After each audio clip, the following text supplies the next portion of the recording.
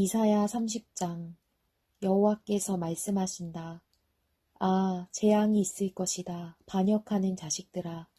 내 뜻을 무시하고 계획을 세우고 내 영을 무시하고 다른 이와 동맹을 맺으면서 죄에 죄를 더하고 있구나. 내게 묻지도 않고 이집트로 내려가서 바로의 보호를 피난처로 삼고 이집트의 그늘 아래 쉴 곳을 찾는구나. 그러나 바로의 보호가 도리어 너희에게 부끄러움이 되고 이집트의 그늘이 너희에게 치욕이 될 것이다. 그 고관들이 소안으로 가고 그 사신들이 하네스에 이르렀지만 도움이나 이익은커녕 수치와 치욕만 받고 쓸모도 없는 민족에게 모두가 수치를 당할 것이다. 네게부의 짐승들에게 내려진 판결이다. 사절단들이 나귀의 등에 재물을 싣고 낙타의 혹에 자기 보물을 얹어 옮기며 고통과 고난의 땅, 수사자들과 암사자들의 땅, 독사들과 날아다니는 뱀들의 땅을 지나 그 무익한 민족에게로 가는구나. 이집트의 도움은 쓸모없고 공허할 뿐이다. 그러므로 내가 이집트를 자리에 앉아있기만 하는 라합이라고 불렀다. 이제 가서 이것을 돌판에 새기고 두루마리에 기록해서 훗날을 위해 영원한 증거가 되게 하라. 이 백성은 반역하는 백성, 속이는 자식들, 여호와의 가르침은 듣지도 않는 자식들이로구나. 선견자들에게는 더 이상 환상을 보지 마시오 하고 예언자들에게는 더 이상 진실을 예언하지 말고 거짓말이라도 좋으니 듣기 좋은 말로 예언해 주시오. 지금 방식을 버리고 탈선을 좀 하시오. 우리가 이스라엘의 거룩한 분을 대면하게 하는 일은 그만두시오 라고 하는구나. 그러므로 이스라엘의 거룩하신 분이 이렇게 말씀하신다.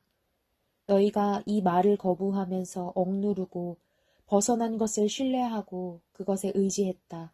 그러므로 너희가 저지른 악은 마치 높은 담이 불쑥 나와 갑자기 순식간에 무너져 내리는 것 같이 되고 도자기가 완전히 박살나 버려서 아궁이에서 불을 담아오거나 우물에서 물을 퍼낼 수 있는 조각이 하나도 남아있지 않는 것 같다. 주 이스라엘의 거룩한 여호와께서 이렇게 말씀하신다. 회개하고 쉼을 얻는 것이 너희가 구원받을 길이고 잠잠히 믿고 의지하는 것이 너희가 힘을 얻는 길인데 너희는 그렇게 하려 하지 않는구나. 오히려 너희는 아니다. 우리가 말을 타고 빨리 도망치겠다 라고 말하니 그렇다면 그렇게 빨리 도망쳐보라. 또 너희는 우리가 빨리 달리는 말을 타고 도망치겠다 라고 말하니 그렇다면 너희를 쫓아가는 사람들이 더 빠르게 쫓아갈 것이다. 한 사람의 위협에 1000명이 넋을잃고 도망치고 5사람의 위협에 너희가 모두 도망쳐버려서 결국 너희에게 남은 사람들이 산 꼭대기에 남은 깃대 같고 언덕 위에 홀로 꽂힌 깃발 같을 것이다. 그러나 여호와께서는 너희에게 은혜 베풀기를 간절히 바라신다. 너희를 불쌍히 여기셔서 도우러 일어나신다. 여호와는 공의의 하나님이시기 때문이다. 복되다 그를 기다리는 모든 사람들아. 예루살렘에 사는 시온 백성아. 너희는 더 이상 슬피 울지 않아도 된다. 너희가 도와달라고 부르짖을 때 그분은 큰 은혜를 베푸셔서 듣자마자 너희에게 대답하실 것이다. 여호와께서 너희에게 고난의 빵과 역경의 물을 주시더라도 더 이상 너희 선생들을 숨기지 않으실 것이니 너희가 두 눈으로 직접 볼 것이다. 너희가 오른쪽으로나 왼쪽으로나 벗어나려 하기만 하면 뒤에서 너희 귀에 이렇게 들려줄 것이다. 이 길이다. 이쪽으로 걸으라. 그래서 너희는 은을 입힌 너희 우상들과 금으로 덮은 너희 신상들을 더러운 것으로 여기고 그것들을 여인들이 달거리 때 입는 옷처럼 던져버리고는 나가라 라고 말할 것이다. 너희가 땅에 심은 씨앗이 자라도록 그분이 비를 내려주실 것이니 그 땅에서 나오는 것이 많고도 풍족할 것이다. 또 너희 소떼는 넓은 풀밭에서 풀을 뜯을 것이다. 흙을 가는 황소들과 나귀들이 키와 삽으로 잘 까부르고 개어놓은 사료와 먹이를 먹을 것이다.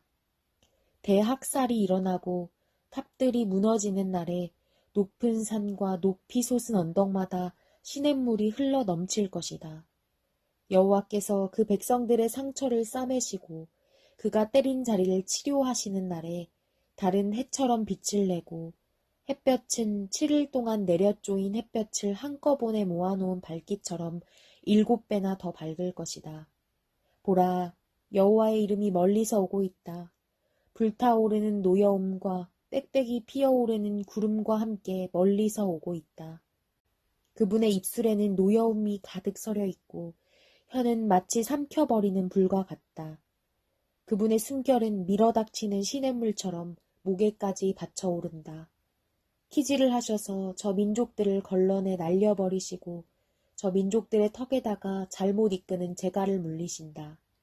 그러면 너희가 거룩한 절기를 지키는 밤에 하는 것처럼 노래를 부르고 백성들이 이스라엘의 바위 여호와의 산으로 피리를 불며 올라갈 때처럼 마음이 즐거울 것이다. 여호와의 위엄 있는 소리를 들려주시고 내려치는 주의 팔을 보여주신다. 주께서 분노가 치밀어 오르시니 불이 타오르고 구름이 갑자기 생기고 번개가 치고 폭풍이 쏟아지고 돌덩이 같은 우박이 후려친다. 그렇다. 여호와의 음성이 아시리아를 흩으시고 막대기로 그들을 치실 것이다. 여호와께서 움켜잡으신 몽둥이로 그들을 내리치실 때마다 탬버린과 하프로 장단을 맞출 것이니 그가 전쟁터에서 그분의 팔을 흔들면서 그들을 후려치실 것이다. 오래전에 벌써 도벳이 준비돼 있었다. 그것도 아시리아 왕을 위해 준비돼 있었다. 불구덩이가 깊고 넓게 만들어졌고 불과 땔감도 넉넉히 마련돼 있었다. 여호와의 숨결이 타오르는 용광로처럼 그것을 불사를 것이다.